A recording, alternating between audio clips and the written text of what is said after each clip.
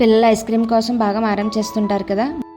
బయట కొనే ఐస్ క్రీమ్స్లో fat, colours, sugars, flavours, GMS, CMC లాంటివి కలుపుతారు.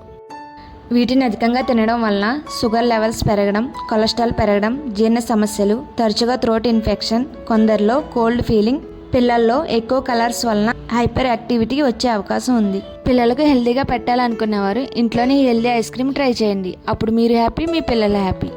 ఇందుకోసం ముందుగా ఓట్స్ ప్లేస్లో మకానా కూడా వాడచ్చు. మకానా పిల్లల హెల్త్కి చాలా మంచిది.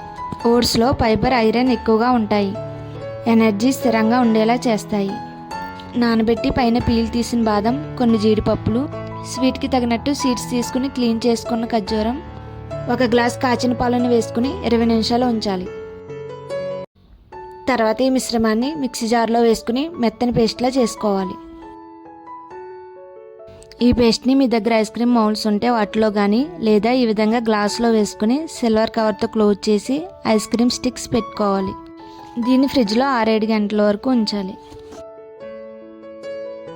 ఇప్పుడు ఒక గ్లాసులో కోకో పౌడర్, కొన్ని పాలు, హనీ వేసుకుని చాక్లెట్ సిరప్ని తయారు చేసుకోవాలి. మీ దగ్గర కోకో పౌడర్ లేనట్లయితే డార్క్ చాక్లెట్ని మెల్ట్ చేసి అయినా వాడుకోవచ్చు.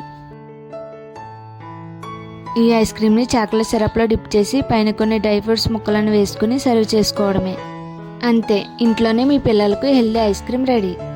ఈ హెల్దీ ఐస్ క్రీమ్ తినడం వలన రక్తంలో చక్కెర స్థాయిలు త్వరగా పెరగకుండా సహాయపడుతుంది.